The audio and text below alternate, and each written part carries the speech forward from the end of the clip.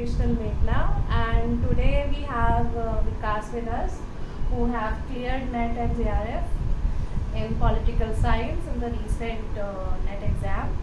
And today we are going to speak in Hindi, as Vikas' first language is Hindi, and this one is for all the Hindi speakers. सो विकास, आप पहला सवाल हमारा ये रहेगा कि आपने नेट जेआरएफ के लिए कितने समय पहले से प्रिपरेशन की थी? सबसे पहले तो आप सभी को मेरा नमस्कार। मैं विकास कुमार। अगर मैं अपने बारे में बात करूं तो मेरा जो ग्रेजुएशन कंप्लीट हुआ वो दिल्ली यूनिवर्सिटी से हुआ। पोस्ट ग्रेजुएशन भी हमने वहीं से किया।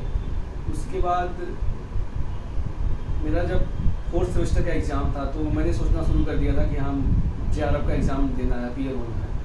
इसी बीच मैंने क्या किया था कि एनजीओ में भी मैं वर्क कर रहा था, तो मैं उसमें काफ़ी ज़्यादा बिजी था एंड कोरोना का टाइम पीरियड चल रहा था। तो उसी टाइम मैं घर पे था एंड मैंने सोचा कि मेरे पास अभी एक अपॉर्चुनिटी है। एग्ज़ाम होने वाला था, आई थिंक तब जब एग्ज़ाम अनाउंस हुए थे तो जून में एग्ज़ाम होने वाला था। तो मैंने अप्रैल में ये सोचना शुरू कर दिया कि ये एग्ज़ाम मुझे इस बार देना है।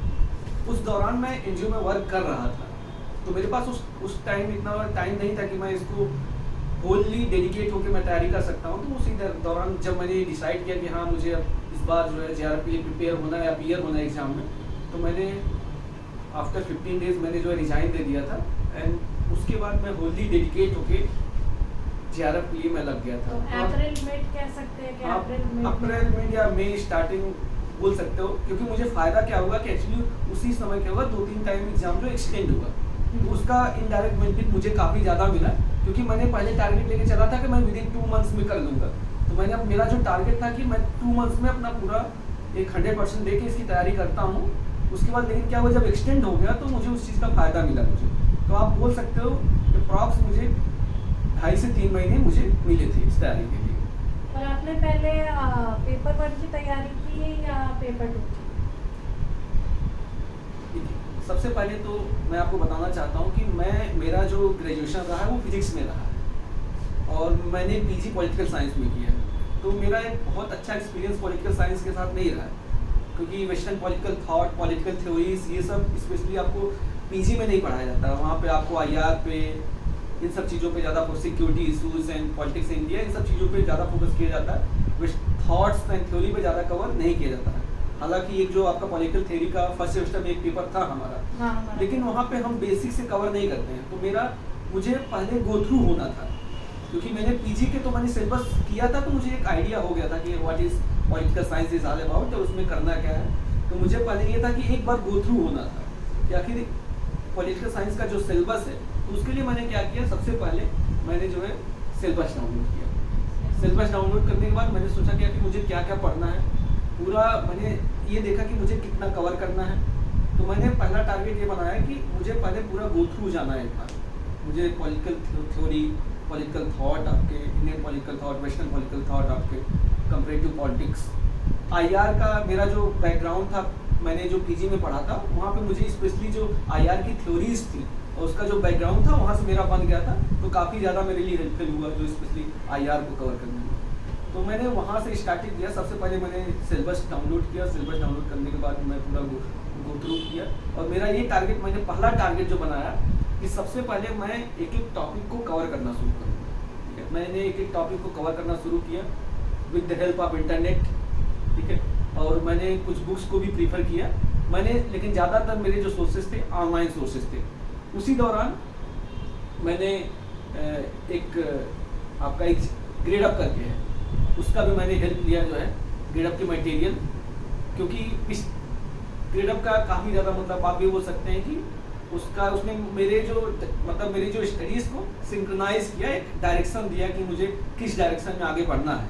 तो मैंने उसकी काफ़ी ज़्यादा हेल्प ली। तो मैंने क्या किया, सबसे पहले जो भी थ्योरीज थी, जो भी सिलेबस में था, उसको मैंने समझना शुरू किया, क्योंकि मेरा बैकग्राउंड नहीं था, मैंने जैसा आपको बताया। उसके बाद मैंने देखा कि आखिर मैंने ये समझ लिया कि हाँ ये सिलेबस है।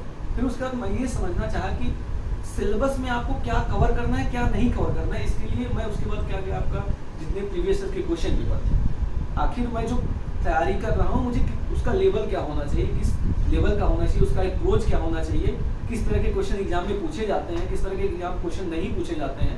तो मैंने क्या किया, जो पिछले साल के जो भी क्वेश्चन पेपर हैं मैंने उस टॉपिक या उस जो भी मैं टॉपिक पढ़ रहा होता हूँ उससे मैंने पिछले साल क्वेश्चन पेपर मैंने शुरू किया। तो मैं उससे ये हो गया, ये मुझे आइडिया हो गया कि मैं जो पढ़ रहा हूँ मैं क्या वो लेवल अचीव कर पा रहा हूँ कि नहीं, कि जो JRF में आएगा।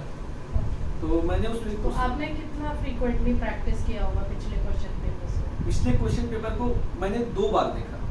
एक बार तो मैंने 2 attempts 2 bar in the sense कि मैंने जैसे ज़्यादातर मेरा फोकस 2 या 3 इयर्स के क्वेश्चन पेपर पे था, क्योंकि उससे करंट नेचर ऑफ एग्जामिनेशन क्या है वो जानने में ज़्यादा मदद मिली कि अभी करंट ट्रेंड क्या चल रहा है, करंट नेचर ऑफ एग्जामिनेशन क्या है, उससे हुआ। तो मैंने सबसे पहले क्या किया, मैं कोई टॉपिक पढ़ने से पहले भी क्वेश्चन पेपर को देख रहा होता हूँ कि आखिर इस टॉपिक से रिलेटेड कौन से क्वेश्चन पूछे गए हैं, तो मुझे किस डायरेक्शन में आगे बढ़ना है।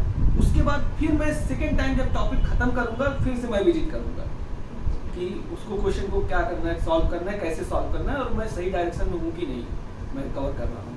तो मेरा ये था टॉपिक, सिलेबस एंड आपका प्रीवियस, इन तीनों को कंबाइन करके मैंने अपना जो अप्रोच अपनी स्टडीज़ को कंटिन्यू किया। तो मैंने क्या किया कि लगभग 1 से 1.5 महीने में जो भी सिलेबस था लगभग मैंने कवर अप कर लिया।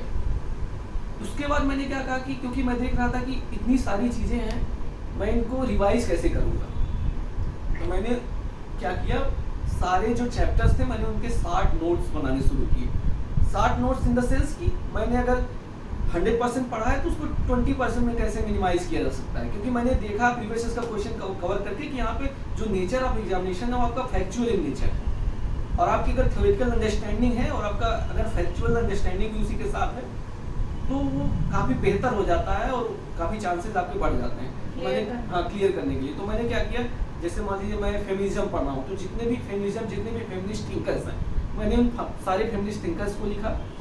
आपकी जितनी भी वेव्स ऑफ फेमिनाइजेशन है, फर्स्ट, सेकेंड, थर्ड एंड आपकी जो मोस्ट रिसेंट 4th वेव है, मैंने सारे जितनी भी वेव्स थी उनके जो आपके मेन थिंकर्स कौन थे, उनकी मेन आइडियोलॉजीज क्या क्या थी, उनकी मेन थॉट्स क्या क्या थे, उनकी मेन बुक्स क्या क्या थी, इन सब चीज़ों पे काफ़ी ज़्यादा फोकस किया। And one another thing that is quotes, कि उनसे संबंधित कौन से जो मेजर कोट्स हैं जो काफ़ी ज़्यादा फेमस हैं वो किससे संबंधित हैं या किससे रिलेटेड हैं। तो ये मेरे एक ही पेज में लगभग मैंने फेमिनिज्म को एक पेज में कवर कर लिया, एक पेज में आपका हो गया। मैंने जैसे कंजर्वेटिज्म में कर रहा हूँ तो कंजर्वेटिज्म के ऐसे ही मैंने जो भी कंजर्वेटिज्म के मेजर आइडियाज़ क्या हैं, उसके बाद उनके थिंकर्स क्या हैं और उनसे रिलेटेड कोट्स क्या क्या हैं। क्या आपने किसी पर्टिकुलर थिंकर की किताबों के नाम के भी टेबल बनाए हैं, ऐसा कुछ रखा? कई बार क्वेश्चंस आ जाते हैं कि ये किताब किस थिंकर ने लिखी है, ABCD, ऐसा कुछ भी क्या आपने किया? मेरा अप्रोच बिल्कुल सिंपल था। जैसे मान लीजिए कोई JS मिल को मैं कवर कर रहा हूँ, मैं क्या करूँगा, सबसे पहले तो JS मिल की आइडियोलॉजीज को कवर करूँगा, उसके बाद इनका जो भी मेजर आइडियाज उन्होंने जो भी मेजर आइडियाज दिए, उसके बाद मैं क्या करूँगा, JS मिल की फेमस बुक्स क्या है तो आप वो भी, हाँ वो बुक्स मैं लिख रहा हूँ। एंड वन अनदर थिंग, यहाँ पे क्या होता है, JRF थोड़ा सा डीप में जाता है तो उसमें क्या होता है कि वो बुक्स में स्पेशली क्या बात की गई, वो किससे रिलेटेड है, ठीक है। तो वो भी मैंने उसी बुक्स के सामने लिखा कि this book is all about this and this is talking about this and these are the some special features about this book।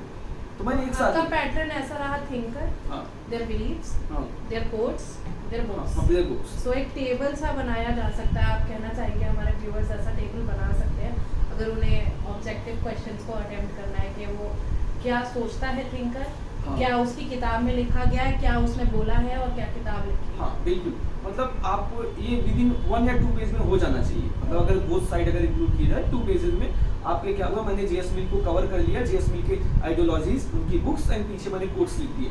इससे क्या होगा कि मेरा एक 60 नोट बन के तैयार हो गया। तो ऐसे ऐसे क्या किया मैंने, जितने भी वेस्टर्न पॉलिटिकल फिलोसफर्स थे मैंने उनका कवर किया, उसके बाद मैंने इंडियन पॉलिटिकल थिंकर्स का कवर किया, इसी तरह मैंने पॉलिटिकल थिंकर्स की जितनी आइडियोलॉजीज थी उनको कवर किया।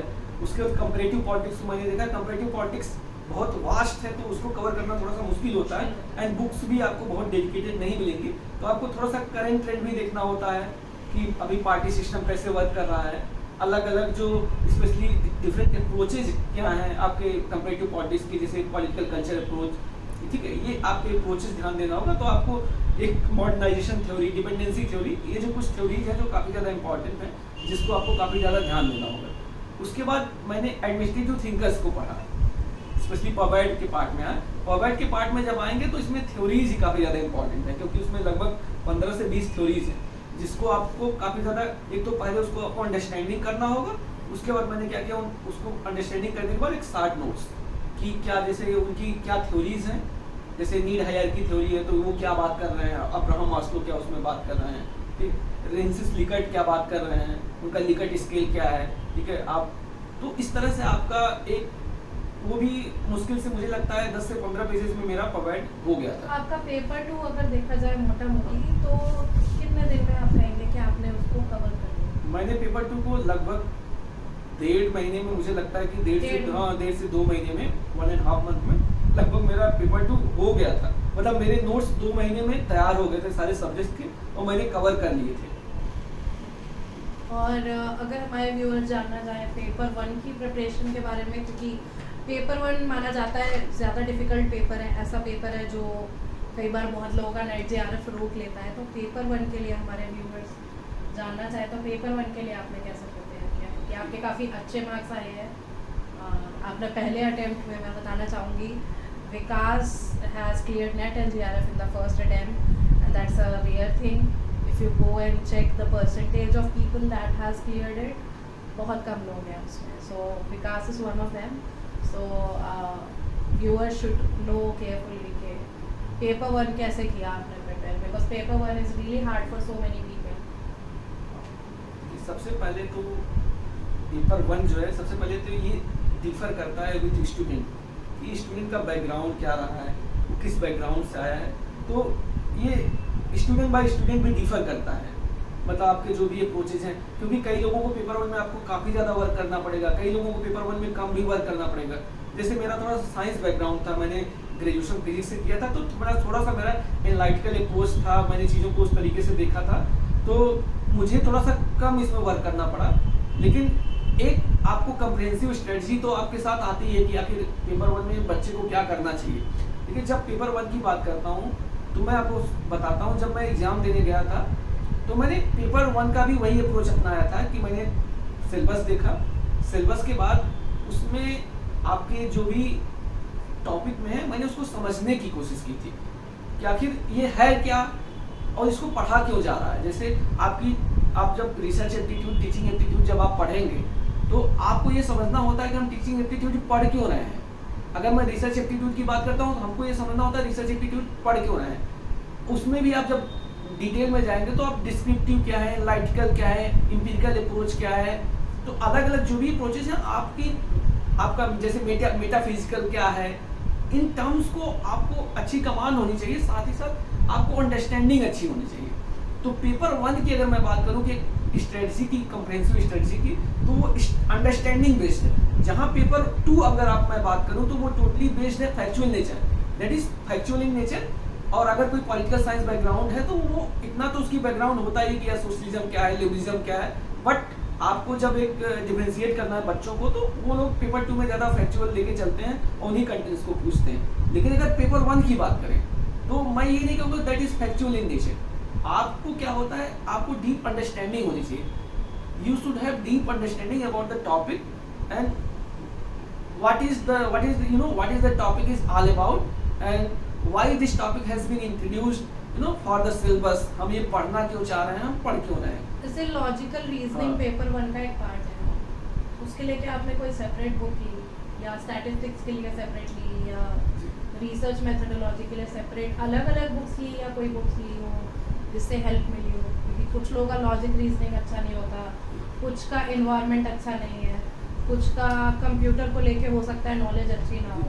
तो आप पेपर 1 के लिए एक कंपाइल बुक लेते हैं या आप सजेस्ट करना चाहेंगे हमारे व्यूअर्स को कि हर टॉपिक के लिए अलग बुक्स लें? नहीं, सब टॉपिक के लिए अलग बुक लेने की ज़रूरत नहीं है। मैंने पहले ही बताया कि आपको अंडरस्टैंडिंग डेवलप करनी है, आप अंडरस्टैंडिंग चाहे जैसे डेवलप करिए। लेकिन मैंने अगर देखा कि एक बेसिक अप्रोच करने के लिए कि हाँ मुझे कहाँ ये सारे टॉपिक मिल जाएंगे और अधिकतर टॉपिक्स कहाँ मिल जाएंगे, तो एक बुक है आपका KVS मदान, उसमें लगभग सारी चीज़ें दी हुई हैं। लेकिन जब आप KVS मदान में जाएंगे उसने सारे टॉपिक्स तो कवर कर रखे हैं और काफ़ी अच्छे से समझाया भी, लेकिन हो सकता है आपकी अंडरस्टैंडिंग ना डेवलप हो पाए। तो उसमें मैंने क्या किया कि मैंने KVS मदान को फॉलो किया, और उसमें मतलब कोई टर्म मुझे या कुछ पॉइंट मुझे समझ में नहीं आ रहा, मैंने यूट्यूब से सर्च किया और कोशिश किया कि वो टर्म क्या है, और वो फिर मैं आके फिर से KVS मदान को पढ़ता हूँ। यहाँ समझने की कोशिश करिए, क्योंकि जब आप फर्स्ट टाइम पढ़ेंगे किसी नए चीज़ को, हो सकता है वो कॉन्सेप्ट आपको समझ में ना आए, तो आप क्या करिए, यूट्यूब पे जाइए, आप सर्च करिए एंड रिवर्स बैक फिर से आप आइए और फिर से KVS मदान में देखिए कि वो चीज़ क्यों टर्म वहाँ पे लिखी गई है, तो आपको काफ़ी अच्छा अंडरस्टैंडिंग जो है आपका डेवलप हो जाएगा। उसके बाद दूसरी बात ये हो गई, उसके बाद KVS मदान में एक स्पेशलिटी है, उसमें क्या है कि आपका जितने भी टॉपिक्स हैं उसमें आपके पीछे जो है क्वेश्चन पेपर्स भी दे रखे हैं, तो अगर आपका टॉपिक या अंडरस्टैंडिंग लेवल डेवलप हो गया है तो you will be able to solve the questions. अगर आपका अंडरस्टैंडिंग लेवल अच्छा हो गया, अगर नहीं हुआ है तो आप फिर से रिविजिट करिए एंड समझने की कोशिश करिए कि what is the topic is all about, and तो वो क्या हमको समझाना चाहता है। तो मेन आपको अंडरस्टैंडिंग नेचर यहाँ पे जो डेवलप करना होगा। बाकी कुछ फैक्चुअल इन नेचर का भी होता है, उसमें आपको जैसे अब जो कंप्यूटर बोल नहीं है, यहाँ पे आपको वहाँ फैक्ट बेस्ड है, कंप्यूटर पे आपको फैक्चुअल इन नेचर, आपको स्पेशली जो हायर एजुकेशन है उसमें कई कमीशन को आपको पढ़ना पड़ेगा, न्यू एजुकेशन पॉलिसी भी आई है तो वो सिलेबस में ऐड हुआ है, वहाँ पे आपको फैक्चुअल इन नेचर वहाँ पे आपको समझना होगा, न्यूज़ भी पढ़नी पड़ेंगी वहाँ पे, तो कुछ फैक्ट को भी लेके चलना पड़ेगा। अगर मैं कहूँ 10 से 20% फैक्ट भी आपको लेके चलना होता है, पढ़ना होता है, लेकिन अगर देखा जाए ओवरऑल तो paper 1 is totally understanding based. अब मैं इससे रिलेटेड आपको शेयर करना चाहता हूँ, एंड वो जो मैं आपको शेयर कर रहा हूँ that is real, what had happened during the examination with me. उसमें क्या हुआ कि जब मैं पेपर दे रहा था तो पेपर 1 में मुझे लगा कि यार क्या पूछ रहा है, मुझे टर्म्स तो समझ में आ रहे थे, लेकिन उसमें जो स्पेशली जो ऑप्शंस दे रखे थे मुझे समझ में नहीं आ रहा था, लेकिन क्योंकि मैंने थोड़ा सा अंडरस्टैंडिंग थोड़ा सा डेवलप कर लिया था, तो मैंने वहाँ पे एक जो है अच्छा गेस वर्क किया कि हाँ ये हो सकता है, अगर ये ऐसी बात कर रहा है तो ये होना चाहिए, एंड मैं श्योर नहीं था कि क्या होता है, क्या होना चाहिए, क्या मतलब मैं सही कर रहा हूँ या गलत, लेकिन मैंने उन टर्म्स को सुने थे और एक अच्छी अंडरस्टैंडिंग थी, मैंने एक अच्छा गेस वर्क किया था। तो क्या आपने सारे क्वेश्चंस अटेम्प्ट किए थे गेस वर्क भी यूज करने के बाद, या आपने कोई क्वेश्चंस भी छोड़े? क्योंकि क्वेश्चंस के मार्क्स नहीं कटते हैं, हम मोस्टली यूट्यूब पे वीडियोस देखते हैं तो सब कहते हैं कि सारे क्वेश्चंस अटेम्प्ट करिए, चाहे गलत अटेम्प्ट करिए, क्योंकि there is no negative marking. तो क्या आपने सारे क्वेश्चंस अटेम्प्ट किए थे या आपने कुछ छोड़ा भी था? If there is no negative marking, then it's obvious that everyone will go for every question. So मैंने भी यही किया था कि अगर मतलब नेगेटिव मार्किंग नहीं है तो करने में क्या जाता है, अगर सही हो गया तो सही हो गया, माइनस मार्किंग तो है नहीं, तो मैंने तो गेस वर्क से आपका JRF भी निकल अब आपको बताते हैं। मैं कह रही हूँ पेपर 1 में मैंने मतलब जो किया, मैं बाहर निकला तो मुझे लगा यार, मुझे ये हुआ कि पेपर 2 तो मेरा बहुत बेटर गया है कि मैं JRF लेवल को अचीव कर लूंगा, लेकिन I was not so confident about the paper 1 कि what is going to happen with me in paper 1। तो मुझे लगा कि यार I will be able to कुछ क्वेश्चंस रिपीटेड भी आए थे ना, तो some questions were repeated, so मुझे शक था कि क्या मैं क्वालिफाई कर पाऊंगा पेपर 1 को, ये था मेरे माइंड में, and that's why I was so eager, I was eagerly waiting for result and I was eagerly waiting for the answer key, yeah, and everything was delayed। So मुझे ये था कि यार पेपर 1 में मेरा कैसा गया है, तो मैंने पेपर 1 को फिर जब आंसर की आई तो उस टाइम मेरे 29 क्वेश्चन जो सही थे, जो भी मैंने जो अंडरस्टैंडिंग बेस्ड पे जो मैंने गेसेस किए थे वो काफ़ी मेरे सही हुए, और मेरे जो फैक्चुअल इन नेचर के कुछ क्वेश्चन थे, कुछ मेरे फैक्चुअल इन नेचर के भी क्वेश्चन गलत हुए, जैसे आपका कम्युनिकेशन में कुछ हुए, कंप्यूटर में आपका एप्लीकेशन में, उसमें भी मेरे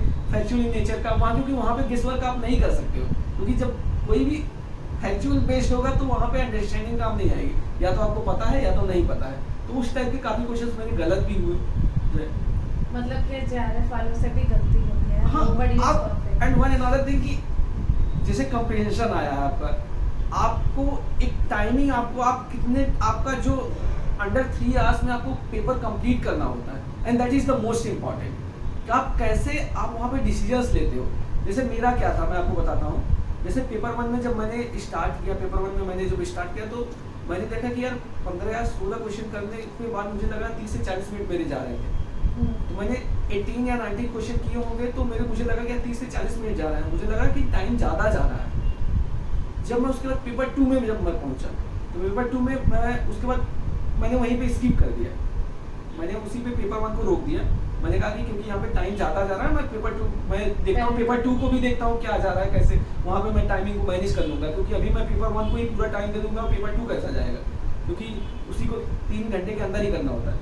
और उसमें मैंने देखा पेपर 2 में आपके 2 कम्प्रीहेंशन थे लास्ट में, और मैं सडनली सरप्राइज था कि 2 कम्प्रीहेंशन 10 क्वेश्चन, और उसके पेपर 1 में भी एक कम्प्रीहेंशन था। मुझे पेपर 1 का एक आइडिया था, तो मैंने क्या किया, जब मैं लास्ट में पहुंचा तो काफ़ी ज़्यादा टाइम हो रहा था, तो वहाँ पे कम्प्रीहेंशन करने के बाद फिर मैं मैंने पेपर 2 के कम्प्रीहेंशन किए, फिर मैं पेपर 1 में बैक आया, और पेपर 1 वाला भी कम्प्रीहेंशन उसी के साथ कर रहा था, क्योंकि उस समय आपका जो आप उसी फ्लो में चलने लगते हैं, कम्प्रीहेंशन कर रहे हैं तो आपने कम्प्रीहेंशन उसी फ्लो में खत्म कर दिया। उसमें टाइम भी मुझे काफ़ी कम लगा, और मेरे क्वेश्चन जो कम्प्रीहेंशन के स्पेशली थे, आउट ऑफ 15 जो क्वेश्चन थे, मेरे 14 जो सही थे कम्प्रीहेंशन के। और कम्प्रीहेंशन जब किया आप उससे डर रहे थे। और उसके बाद मेरा लास्ट में जो आपका टाइम मैनेजमेंट नहीं हो पाया, तो यहाँ पे मैंने बहुत अच्छा गेस वर्क किया था, डीआई के मेरे क्वेश्चंस छूट रहे थे, तो मैंने कहा कि ये गेस वर्क तो करना ही है, क्योंकि डीआई है, और क्योंकि मेरे पास टाइम था ही नहीं। मतलब ये जानो कि मैंने जो लास्ट फिलअप किया था, वो जो आपका मतलब जो ब्लैक किया था, वो मैंने लास्ट सेकंड पे किया था। मेरे पास इतना था, मैंने टाइमिंग मतलब लास्ट सेकंड पे मैं लास्ट को लगा एकदम डॉट पे। तो मेरा था कि अब डीआई को मुझे करना है, तो आप अच्छा गेस कैसे कर सकते हो ये बताता हूँ। जैसे कि आप मान लीजिए अब आपको डीआई में करना है, तो either you should go for A, B और सी और डी। बट यहाँ पे क्या होता है कि अब यहाँ पे कई लोग क्या करते हैं, ए भर देते हैं किसी में, फिर बी, किसी में सी, किसी में डी, रैंडमली भर देते हैं, और रैंडमली में आपके जो सही होने की प्रोबेबिलिटी बहुत कम हो जाती है। तो मैंने क्या किया कि मुझे एक ही भरना है, तो I went for B B B B B, ठीक है। एंड गेस व्हाट कि क्या हुआ कि जब आंसर की जाती है, मेरे 2 क्वेश्चन डीआई के सही थे, and those 2 questions were deciding factor। तो आप ये कहना चाह रहे हैं सब ए बी बी ऐसे, मतलब आपको कुछ भी बी ऐसे, जब आपके पास कोई ऑप्शन नहीं है, एंड तो आपको इस तरह से कुछ इंटेलिजेंस अप्रोच अपनाना पड़ता है, क्योंकि आप ऐसे कुछ करना होगा कि 2 क्वेश्चन, क्योंकि जेआरएफ नेट में बहुत ज़्यादा डिफरेंस नहीं होता है। कई बार क्या होता है कि जेआरएफ में आपका 102 क्वेश्चन 3 क्वेश्चन है, आपका जेआरएफ हो रहा है 99 पे, आपका नेट हो रहा है, तो 2-3 क्वेश्चन से कोई अप या डाउन हो जाता है। मेरे भी 3 या 4 क्वेश्चन ही थे जो मैं ऊपर था, तो मेरा वो 2 बहुत डिसाइडिंग फैक्टर था मेरे लिए। एंड तो इस तरह से मेरा पेपर 1 था। तो मैं आपको सजेस्ट करना चाहूँगा कि आपको ज़्यादा से ज़्यादा अंडरस्टैंडिंग बेस्ड पे काम करना है। आप ये एक्सपेक्ट करके मत जाओ कि मैंने जो पढ़ा है वही क्वेश्चन आएगा वहाँ पे, क्योंकि मैंने जो देखा है यहाँ पे ये नए क्वेश्चंस बना रहे हैं, और आउट ऑफ सिलेबस भी रहेगा, तो वो टॉपिक के अंदर ही रहेगा, बट वो क्वेश्चन नहीं रहेगा जो आया रहेगा। तो आपको घुमा के पूछेंगे कुछ क्वेश्चंस में भी, हाँ, आपका दिमाग मतलब घूम जाएगा कि क्या है। पैनिक नहीं करना है, तो आपको पैनिक नहीं करना है, आपको पीसफुली आपने जो भी अंडरस्टैंडिंग आपने डेवलप की है, आपको क्वेश्चन के थ्रू जाना है, आपको देखना है, समझना है, और वहाँ पे आपको एक अच्छा गेसवर्क भी करना है कि ये हो सकता है। इसका मतलब प्रोबेबिलिटी बेस्ड है, आप श्योर नहीं होंगे कि ये मैं जो कर रहा हूँ वो सही हो रहा हूँ, बट अगर आप पीसफुल हैं, आप काम हैं, कंपोज हैं ड्यूरिंग द एग्जामिनेशन, तो एक अच्छा गेसवर्क अपनी अंडरस्टैंडिंग बेस्ड पे आप ले पाएंगे, क्योंकि मैथ्स कहता है प्रोबेबिलिटी कैन नेवर बी 0। बिल्कुल। तो so there is always a probability कि आपका नेट जेआरएफ निकल जाए। और लास्ट क्वेश्चन हमारा ये रहेगा कि काश आप देखते होंगे कि पिछले कुछ समय से नेट जेआरएफ का फॉर्म डिले होता है, पेपर डिले होता है, स्टूडेंट्स काफ़ी पैनिक करने लगते हैं। तो आप स्टूडेंट्स को क्या टिप्स देना चाहेंगे कि अगर पेपर डिले हो रहा है, या बहुत कम टाइम पीरियड रह रहा है उनके पास, या बहुत ज़्यादा टाइम गैप आ रहा है, तो क्या कैसे उसको कोप अप करके प्रिपरेशन को कंटिन्यूस रखें? सबसे पहले तो ये देखिए, अगर आपको पेपर डिले हो रहा है तो हम उसको देखिए 2 सेंस में, पेपर तो डिले हो ही गया है, either you are going to take in the positive sense, either you are going to take in the negative sense, ठीक है। अगर आप नेगेटिव सेंस में लेते हो उसको, तो आपकी एनर्जी नेगेटिव सेंस में डाइवर्ट होगी, and you will be not in situation to in complete focus, so यहाँ पे देखिए, मैं अपना एक्सपीरियंस आपको साथ शेयर करना चाहता हूँ। कोई भी कॉम्पिटिटिव एग्जाम हो, specially the competitive exams like JRF net, one of the most important factor is revision. Because अगर आप रिवीजन अच्छे से करते हो तो होता क्या उसका कि हम जब एग्जामिनेशन हॉल में होते हैं तो हम जो वहाँ पे जैसे पेपर 2 की मैं बात करता हूँ, अगर आपका रिवीजन रहेगा तो आपका कंफ्यूजन बहुत कम रहेगा। It means that more revision and less confusion during the examination hall. आप जितना ज़्यादा रिवीजन करे रहेंगे उतना क्या होगा, एग्जामिनेशन हॉल में आप बिल्कुल ये रहेगा कि हाँ मैं जो ये मार रहा हूँ, ये क्वेश्चन जो मैं कर रहा हूँ बिल्कुल सही कर रहा हूँ, उसमें आपको कंफ्यूजन नहीं होगा एंड कंफ्यूजन के चांसेस बहुत कम रहेंगे। तो उससे क्या होगा कि आपका कॉन्फिडेंस बढ़ता चला जाएगा। जब आपको लगेगा कि हाँ यार मैं जो क्वेश्चन कर रहा हूँ सही कर रहा हूँ, एंड उससे क्या होता है जब आप अच्छा कर रहे होते हैं और कॉन्फिडेंट होते हैं, उस समय पेपर 1 में मान लीजिए आपको कुछ अच्छा कॉन्फिडेंट होकर अच्छा गेस वर्क करते हैं तो चांसेस आपके हाई हो जाते हैं। और जब आप अंडर कॉन्फिडेंट रहते हैं तो आपका गेस भी अच्छा नहीं हो पाता है। उसमें होता क्या कि आप जितना रिवीजन रहेगा आपका उतना ही चांसेस आपके जो कंफ्यूजन के हैं वो कम रहेंगे। तो यही है कि ड्यूरिंग अगर आपका एक्सटेंड होता है तो उस टाइम पीरियड को आप ज़्यादा से ज़्यादा जो है रिवीजन करने में यूज करिए, उसको उस टाइम पीरियड को आप ज़्यादा से ज़्यादा क्वेश्चन पेपर को प्रैक्टिस करने में काम करिए। इन सब चीज़ों पे आप रिवीजन को बहुत ज़्यादा फोकस करिए। रिवीजन रिवीजन रिवीजन मतलब आपको ये कहिए मेरा क्या रूटीन था। मैंने जो रूटीन मतलब फॉलो किया था, मैं टॉपिक को पढ़ा, मैंने उसके नोट्स बनाए, मैं सेकेंड डे उसको आधा रिवीजन करूंगा, फिर उसको आफ्टर 3 डेज, आफ्टर 5 डेज, फिर उसके बाद मैं उसको एक कंटिन्यूस साइकिल में पढ़ता था।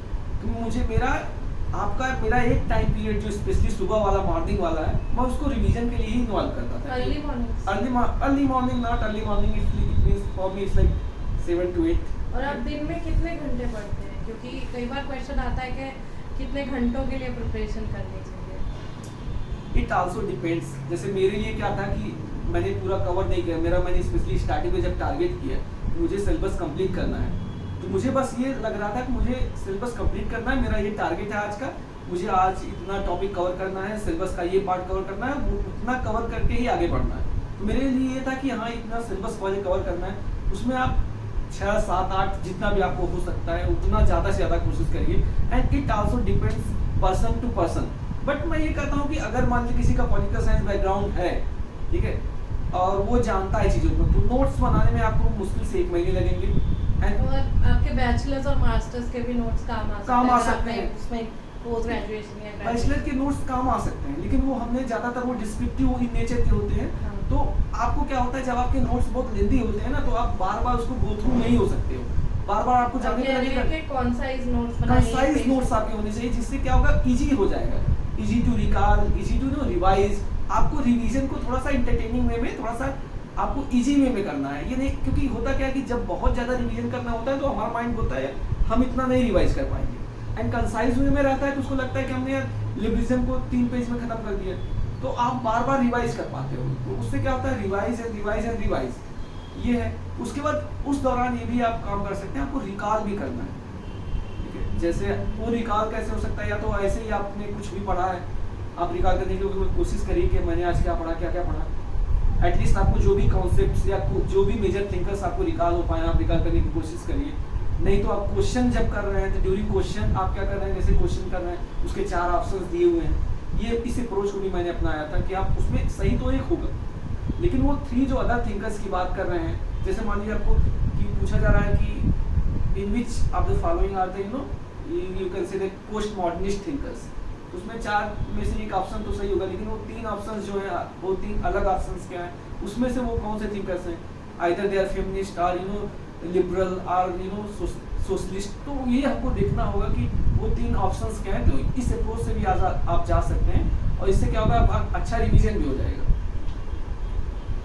तो मेरा ये अप्रोच रहा है कि मैंने रिवीजन पे बहुत ज़्यादा फोकस किया था, और उसी वजह से मेरा कंफ्यूजन ड्यूरिंग द एग्जामिनेशन बहुत ज़्यादा कम था, और मैं कॉन्फिडेंट था कि। और विकास लास्ट क्वेश्चन हमारा ये रहेगा कि पेपर 2 के लिए काफ़ी यूट्यूबर्स स्पेशली पॉलिटिकल साइंस या सोशल साइंसेस के लिए पेपर 2 के लिए वो सजेस्ट करते हैं कि हर टॉपिक के लिए अलग किताब, कंपैरेटिव पॉलिटिक्स के लिए अलग किताब, वेस्टर्न पॉलिटिकल थॉट के लिए अलग किताब, इंडियन पॉलिटिकल थॉट के लिए अलग किताब। कुछ लोग बोलते हैं कि लक्ष्मीकांत से पढ़िए आप पॉलिटी को। तो आप क्या सजेस्ट करेंगे, क्या अलग किताब अलग टॉपिक्स के लिए लेनी चाहिए, या कोई कॉन्साइज बुक, जैसे आपने बोला पेपर 1 के लिए एक बुक काफ़ी है आपकी, KVS मदान बोला था आपने, तो पेपर 2 के लिए आपको क्या लगता है, अलग किताबें लेना बेटर ऑप्शन है या एक बुक? अगर एक बुक तो कौन सी बुक आपके एक्सपीरियंस में क्या बेटर है?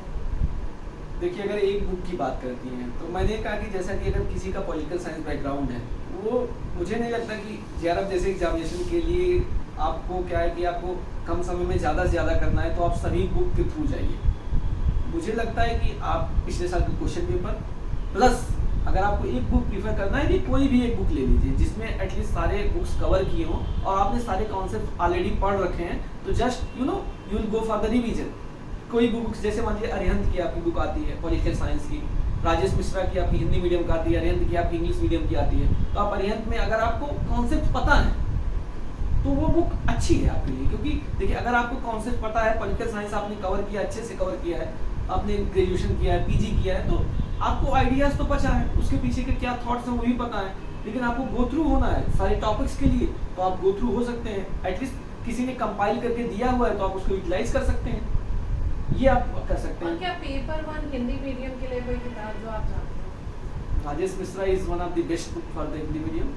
क्योंकि हिंदी मीडियम के लोग काफी Rajesh Mishra is one of the best book for the Hindi medium. and, What I have heard, but I have not followed. But one of my friends and we will they try to make another video for Hindi medium students also, because most of the marginalized sections from north are Hindi medium students.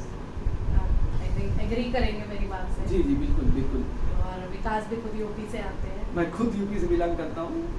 तो इसीलिए हमारा आज का session थोड़ा bilingual रहा है। And there will be transcription below the video. Please click on the subscribe icon and thank you Vikas for being with us. Vikas का खुद का भी यूट्यूब चैनल, आपके चैनल का नाम है? I started my channel that is named as Vikas Ki Pal, but currently I am not updated. Just I am planning to I am going to maybe I am going to upload some videos related to political science in few days. So I will come up with some videos. So do follow and do subscribe to my channel and also Vikas channel if you want to prepare for Deghna motivational, that is so motivational. अगर आपको मेरा जो भी मैंने आपको explain किया है कि क्या क्या स्ट्रेटजीज हैं, अगर आपको हेल्प करती है किसी तरीके से तो आप उसको ज़्यादा से ज़्यादा शेयर करें। एंड मोटिवेशनल देखना को भी ज़्यादा से ज़्यादा आप जो है सब्सक्राइब करवाइए। You can share your books name. Purchase links for the books that Vikas has mentioned in the video. KVS Madan and Arihant and Hindi की बुक आपने बताई थी राजेश मिश्रा। तो there will be links below. अगर आपको फिर भी कोई डाउट्स है तो प्लीज़ बताएं। एंड अगर आपको वीडियो पसंद आई है तो please comment a rainbow in the comment section. So thank you and have a good day.